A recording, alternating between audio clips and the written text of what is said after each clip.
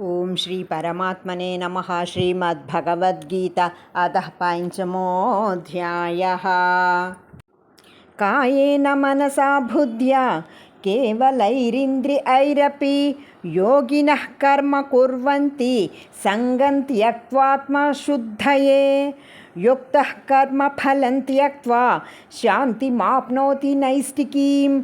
अयुक्तः कामकारेण ఫలే సక్తో నిబధ్యతే. కర్మయోగులు చిత్తశుద్ధి కోసం ఫలాశక్తిని విడిచి శరీరం చేతను, మనస్సు చేతను, బుద్ధి చేతను, అభిమానము లేని వట్టి ఇంద్రియాల చేతను కర్మలను చేస్తున్నారు. యోగయుక్తుడు కర్మఫలాన్ని విడిచిపెట్టి శాశ్వత శాంతిని పొందుతున్నాడు. యోగయుక్తుడు కానివాడు అనగా ఫలాపేక్షతో కర్మలు చేసేవాడు ఆశచే ప్రేరేపితుడై కర్మ ఫలమునందు ఆసక్తి కలిగి బద్ధుడవుతున్నాడు.